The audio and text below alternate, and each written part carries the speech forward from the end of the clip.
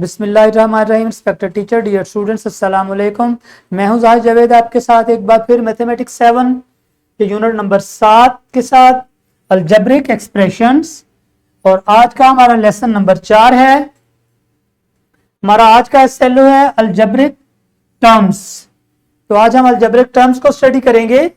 Lesson plan attach है, students और teacher इससे फायदा लेंगे। Today's concept is algebraic terms. तो सबसे पहले अलजेब्रिक एक्सप्रेशंस को देख लें क्या है। A square plus B square minus 7a plus 4, ये एक हमारी अलजेब्रिक एक्सप्रेशन है। अलजेब्रिक एक्सप्रेशन क्या होती है कि जिसके अंदर कुछ वेरिएबल्स, कुछ कांस्टेंट्स और कुछ कोफिशिएंट्स होते हैं, और उसके अंदर कुछ साइंस भी हम प्लस माइनस वगैरह के यूज कर रहे होते हैं। तो इस तरह की इक्वेशन जब डिफरेंट वेरिएबल्स और कांस्टेंट्स और कोफिशिएंट्स के साथ प्लस माइनस हो रही होती हैं वैल्यूज, तो इनको हम कलेक्टिवली पूरी टर्म को हम अलजेब्रिक एक्सप्रेशन का नाम देते हैं। तो ये हमारे पास एक अलजेब्रिक एक्सप्रेशन है जिसके अंदर है वेरिएबल्स। तो कौन कौन से आपको वेरिएबल नजर आ रहे हैं? ये जो ए बी सी डी की फॉर्म में होंगे या एक्स वाई जी अल्फाबेटिकल जो इंग्लिश के अल्फाबेट्स की फॉर्म में होंगे हमारे पास, उनको हम कहेंगे वेरिएबल्स। तो ये क्या है हमारे पास? ये ए और बी हमारे पास क्या है यहाँ पे? ये वेरिएबल्स हैं। अच्छा, उसके बाद हमारे पास है कांस्टेंट। तो जो नंबर जिसके साथ कोई वेरिएबल नहीं होगा वो हमारा कांस्टेंट कहलाएगा। ओके, तो कौन सा नंबर है? 4 एक ऐसा नंबर है जिसके साथ ए और बी में से कुछ भी नहीं है, तो इसलिए ये हमारा कांस्टेंट है। अब रह गई बात कोफिशिएंट्स की। तो ए और बी के साथ जो नंबर्स मल्टीप्लाई हो रहे होंगे वो हमारे कोफिशिएंट्स होंगे। जैसे कि इस ए का कोफिशिएंट -7 है, बी स्क्वायर का कोफिशिएंट हमें नजर नहीं आ रहा, वो एक्चुअली में 1 है। उसी तरीके से ए स्क्वायर का कोफिशिएंट भी 1 होगा।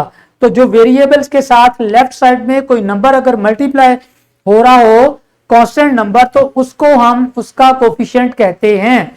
तो ए का कोफिशिएंट -7, बी का कोफिशिएंट +1 एंड सी का ए स्क्वायर का कोफिशिएंट +1 एंड बी स्क्वायर का कोफिशिएंट +1। तो इस तरीके से हमारे पास यहाँ पे कांस्टेंट्स हैं जो कि 4 है, हमारे पास वेरिएबल ए और बी है, और हमारे पास कोफिशिएंट 1, 1 एंड -7 है। तो ये इस तरीके से यहाँ पे एक्सप्रेशन के अंदर कुछ वेरिएबल्स, कांस्टेंट और कोफिशिएंट का कॉन्सेप्ट था। आगे चलते हैं। यहाँ पे हमारे पास है कुछ पॉलिनोमियल्स। ओके, पॉलिनोमियल्स क्या होती हैं? जब हमारे पास कुछ इक्वेशंस बन जाएं डिफरेंट वेरिएबल्स के साथ, जैसे 5x² y² plus xy minus x0 x0 y0 means that xy x0 y0 मतलब दोनों की पावर 0 है, तो इसको हम 1 भी कह सकते हैं। ओके, इनकी पावर चूंकि 0 है तो xy का मतलब होता है x की पावर 1 और y की पावर 1 इज इक्वल टू 14। तो इस तरह की इक्वेशन जो है वो हमारी पॉलिनोमियल होती है। तो हमने देखना है कि यहाँ पे कुछ टाइप ऑफ पॉलिनोमियल्स भी हैं। तो आगे नेक्स्ट स्लाइड में देखते हैं हम। यहाँ पे कुछ हमारे पास टाइप ऑफ पॉलिनोमियल्स हैं। मोनिनोमियल, ऐसी पॉलिनोमियल जिसके ओनली एक टर्म हो, only one term. One term का मतलब इसके साथ प्लस माइनस कुछ नहीं हो रहा, ठीक है, आगे कुछ नहीं ये चल रही, एक सिंगल 10ab पे फिनिश हो गई है। तो ये एक सिंगल टर्म इक्वेशन एक्सप्रेशन है, इसको हम कहेंगे मोनिनोमियल, ठीक है। बाइनोमियल, जिस इक्वेशन के अंदर हमारे पास दो टर्म्स होंगी। ओके, 2xy प्लस 8x, तो दो टर्म्स हैं, 8x है और दूसरी कौन सी है? 2xy, तो दो टर्म्स हैं तो बाइनोमियल। इट मीन्स दैट के 3 टर्म्स है तो ट्राइनोमियल एंड सो ऑन। जितनी टर्म्स होंगी उतनी वो नोमियल बनती जाएगी। तो ये ट्राइनोमियल में x, y और z 3 हमारे पास यहाँ पे टर्म्स हैं। तो इसी तरीके से polynomial for the n degree भी हो सकती है, 4th डिग्री। अगर आपके पास 4 टर्म्स होंगी तो हम कहेंगे polynomial for with the 4 variables and with the 5 variables up to the n variables. Okay, तो यहाँ पे हमारे पास एक ऐसी टर्म है जिससे जो कि पॉलिनोमियल नहीं होगी अगर हमारा वेरिएबल ऐसे फ्रैक्शन की फॉर्म में चला जाए, x और y multiply a minus B, तो ये पॉलिनोमियल नहीं है। इसी तरह से कुछ और लिख देता हूं, x plus Y divided by z not a polynomial. Okay, ये भी पॉलिनोमियल नहीं है।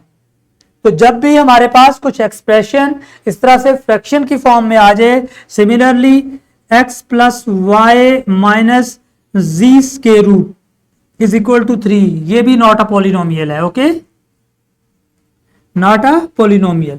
तो जो इस तरह की टर्म्स होंगी जिसमें स्क्वायर रूट इन्वॉल्व हो जाए या फिर फ्रैक्शन आ जाए या फिर कुछ और कह देता हूं, x की power 1/2 y 3/2 plus z is equal to 10, तो ये देखें पावर फ्रैक्शन में आ गई हैं x और y की। This is also not a polynomial.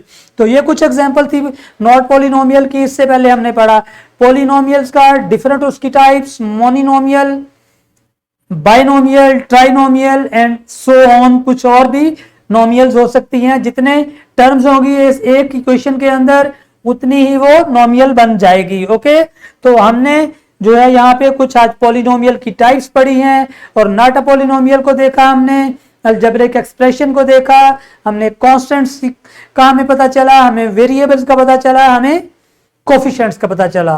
Okay, तो ये काफी चीजें आपको इस लेक्चर के अंदर अंडरस्टैंड हुई होंगी। तो मैं चलता हूं आगे। Wrap up identification of the algebraic terms, all type of the terms आज हमने यहाँ पे स्टडी की। हमारा डिस्क्रिप्शन बॉक्स है जिसके अंदर हमारे पास होते हैं lesson plans, extra activities and power point presentation. तो इस तरह से हमारा लेक्चर इख्तिताम को पहुंचा। मैं चाहूंगा आपसे इजाजत। अल्लाह हाफिज and thank you very much.